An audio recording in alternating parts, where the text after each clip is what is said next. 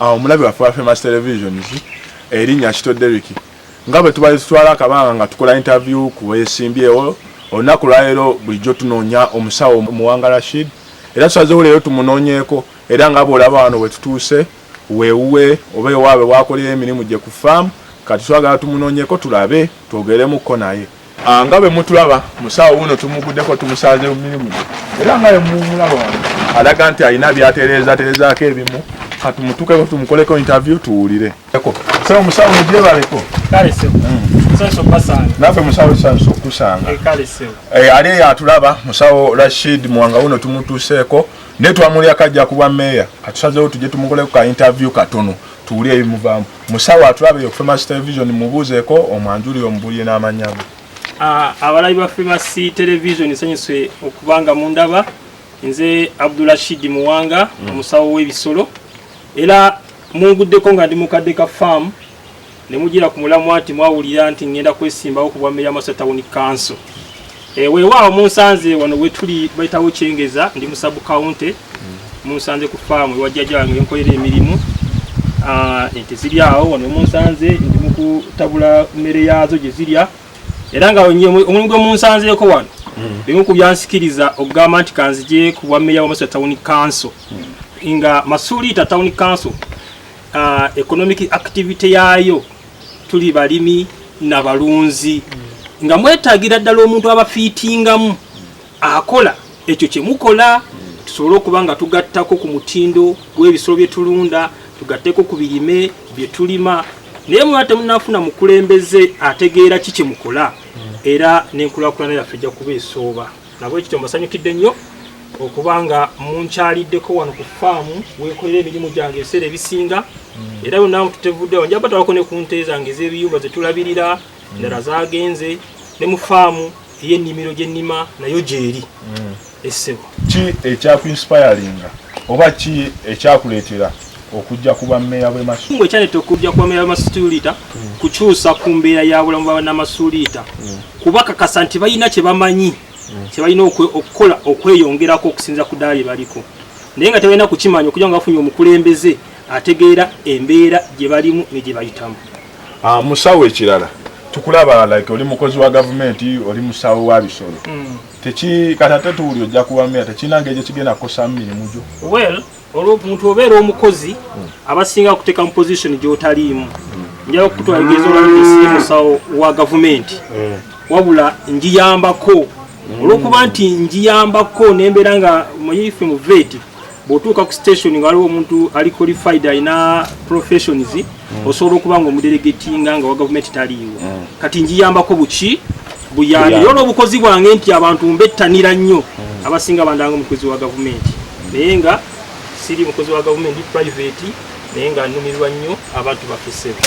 Musawo aleeyo atulaba yagala kumanya ng'oggyeko emirimu gino egya faamu gy'okola mirimu ki emirala gy'okola? Profession yange nakuga mu busawo bwa bisolo era emirimu gyange gyonna gyetooloolera mu bisolo bwe mba nvuddeko mu kubijjanjaba mbisuubula omulunzi n'omusanga ng'ente ye ekaddiye tekyajjamu mata n'omuwamu akasente n'aleeta ente endala oba embuzi ye n'enjigula kugamba emirimu gyange gyonna gyetooloolera mu bisolo nakulima agriculture. Musawo tulaba wano wetuli wano twagala ogezeeko tunyonyola wano wetuli tulaba ebinnya bisime tukusanze like olongoosa olaga nti olina kyokola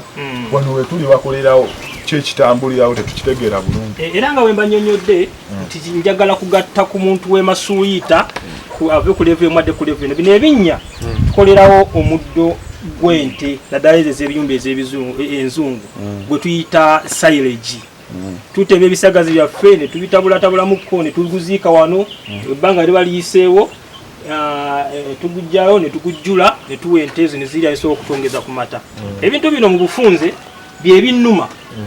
bannamasuliita bandibadde babimanyi naye olw'okuba abakulembeze be balina tebabalumirirwa omusawo abairaze ku Town Council asobola okutwalibwa mu byalo n'asomesa abantu ebintu bino buli omu naba nga asookyekololebwa akabadde akamaliitaazi 5 n'akamaliitaazi 8 naye olwo bakulembeze kangambe bali selfish kubanga otuuka nga n'omulunzi tamanyi vet wa Town Council so kati bino mbadde ntabulirawo mmere ya nte naye era nga tubanga tumaze okufuna obukulembeze abantu bonna njakakasa nga buli omu at least ebintu bino bimutuukako ewakaawe. Musawo nga tuvudde ku ky'obulimi n'obulunzi n'okujjanjaba ebisolo, waliwo bannamasuulita abatali balunzi ate nga si balimi, bo nga bo obategekedde kyero ogenda bakolera ki? Okay, neyanziza ssebo, mulina bannamasuulita nga bo ba businessmen, ba business women, nga bo tebamanyi nkumbi, tebamanyi kulunda. Kakati buli muntu waali alina ekimunyigiriza. Kati ojja kutuuka wa ba businessmen ne business women balina business zaabwe ze basuubula. Ne kati waliwo ekinyiga abantu, waliwo license zibaba settingira. You know, baleeta town agent najja ye n'agereka bugeresi license takoze assessment emala. So omukulembeze ye n'omulungi nsuubira nja kutambulanga ne ba town agent saabo oba ba chief saabo tubere nga tulambula ba businessmen ba business women tuweyinge business zaabo nawo tubagerekere emisolo nga kale ejiba fevalinga okusinzira ku nyingiza engoma z'okutegeera so sikutula ku mmeeza kubaga ati gwe gundi okola nnyo famous okola nnyo gatuma mitwalo 2 nga tumaze okutegeera famous agira ki ayingiza atya koze ekirala tulina obuzibu bw'enguudo. Obuzibu bw'enguudo abaana basuite enguudo zibatawaanya nnyo enguudo n'amazzi era nga nsuubira inze munteekayo butesi mu office kuba kulembera nga wala team captain nti ye kasi yateeba goal obula mobilizinga tiimu ye nibanga basobola okutuuka ku buwanguzi kiki ensuubira okukolera kwabo abalala abatambula abakozesa amazzi amakyamu nja kukoma ku ground tubere nga tujoyintinga nga tulwanyisa tujja kukola gwanga mujje tusobola okulima ku nguudo nga tulina gavumenti